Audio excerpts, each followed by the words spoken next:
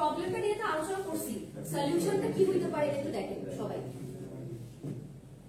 এখন ধরেন n m লিখছি, n এর ভ্যালু কত নিব বলেন, আপনাদের ভ্যালু দেন।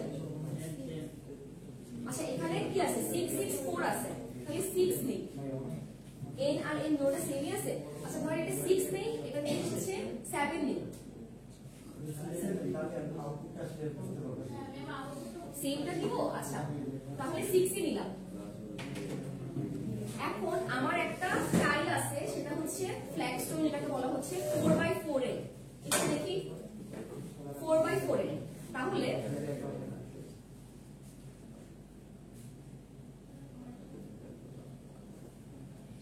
আমার কিভাবে আসছে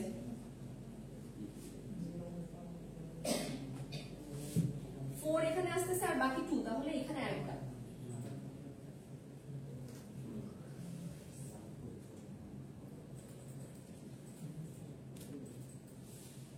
এরকম একটা, এখানে আমার চলে গেছে 4, আমার বাকি রইল 2, তাহলে এখানে আমি একটা এক্সট্রা নিতে পারতেছি। তাহলে কয়টা লাগতেছে আমার? 4টা না, এটাই তো। এখন একটা জিনিস যদি আমরা এভাবে চিন্তা করি,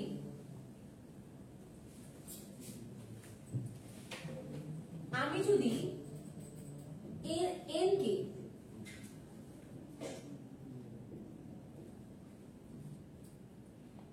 যদি আমি 4 দিয়ে ভাগ দিতে চাই,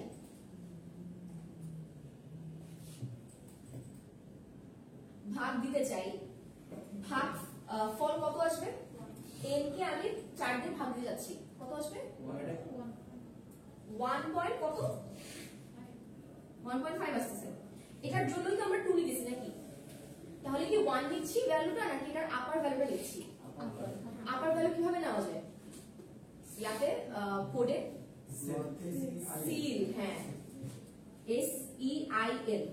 আচ্ছা math.h এ সিটা আপনাদের পড়ে আসার কথা। এটা যখন math.h হেডারটা আমরা করতেছি, তখন সুন্দর মতন আমরা কিছু ধরনের ফাংশন, বিল্ট-ইন ফাংশন অ্যাপ্লাই করতে পারতেছি ওই হেডারের জন্য।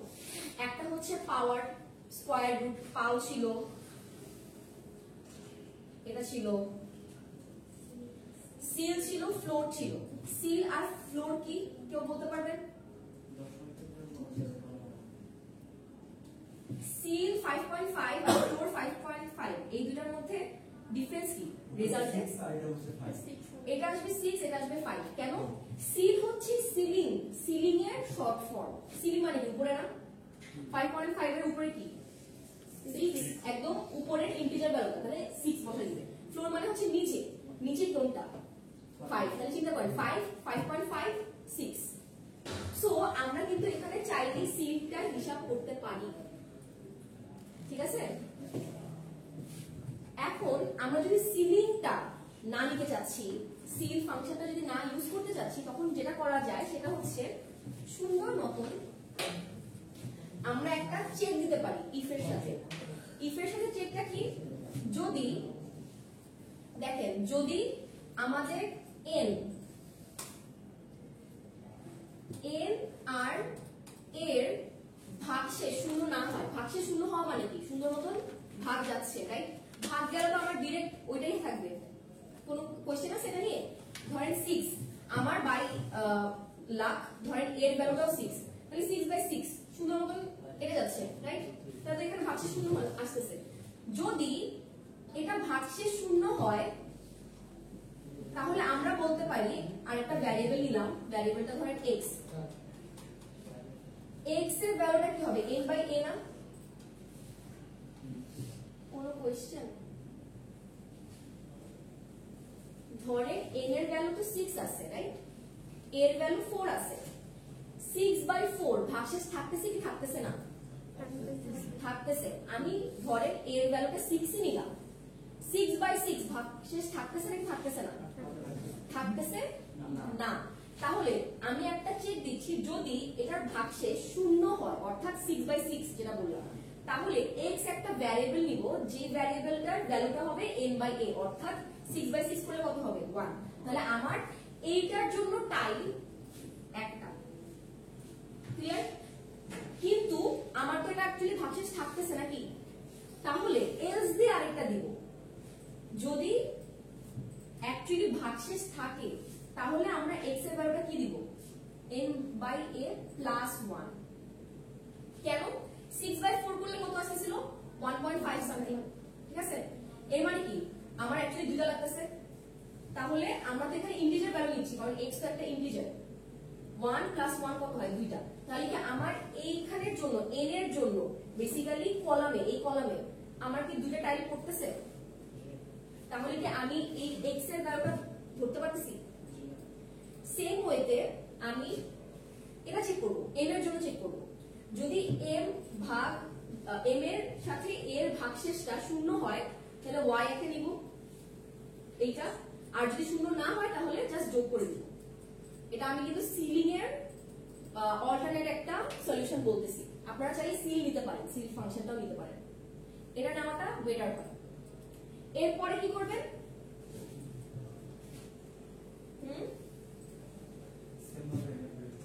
তাহলে আমি পেয়ে গেছি কিসের ভ্যালু, x এর ভ্যালু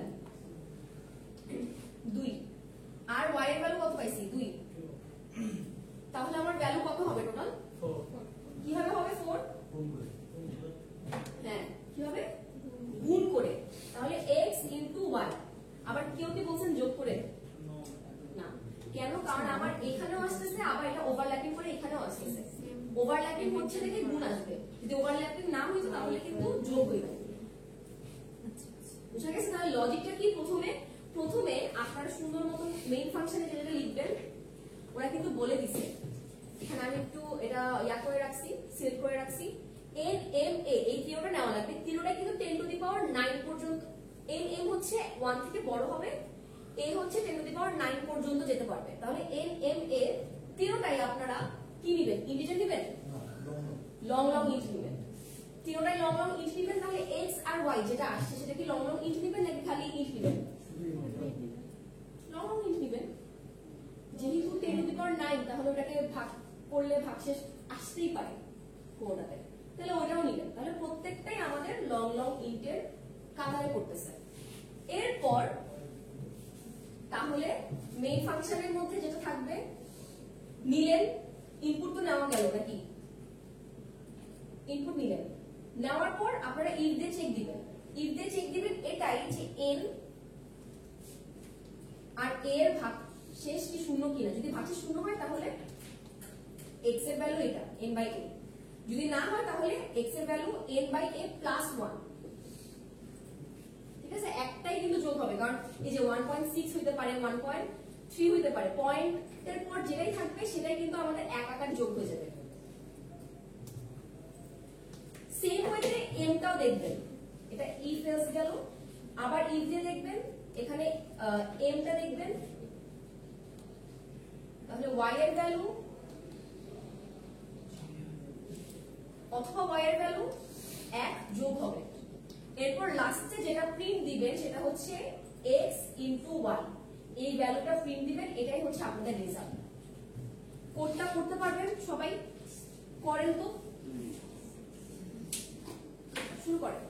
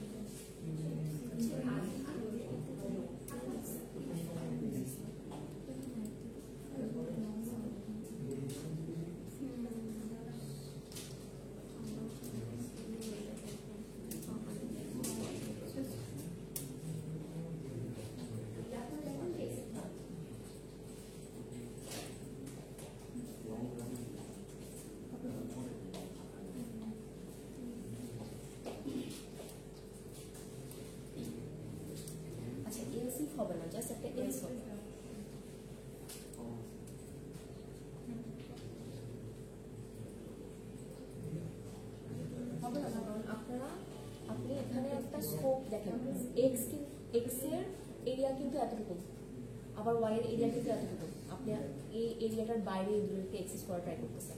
যেটা করবেন লং লং ইন্ট আগে এটা এখানে যদি করছেন না এন এন এর সাথেই এক্স আর ওয়াই নিয়ে নেবেন। এক্স আর ওয়াই এখানে ডিফাইন করবেন না। এখানে ডিফাইন করা মানে হচ্ছে ও এটার বাইরে দিতেই পারবে না, বুঝছেন?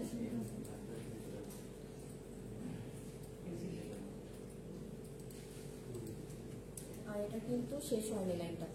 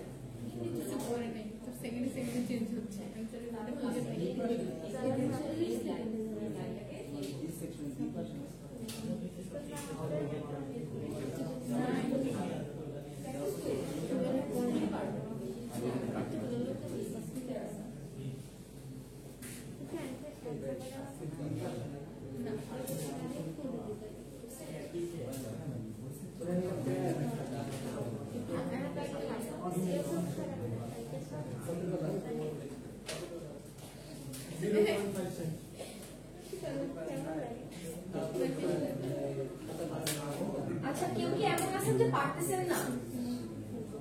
সবাই পারছেন? পারতেছেন? কোড কি করাই দেওয়া লাগবে নাকি পারবেন আপনারা?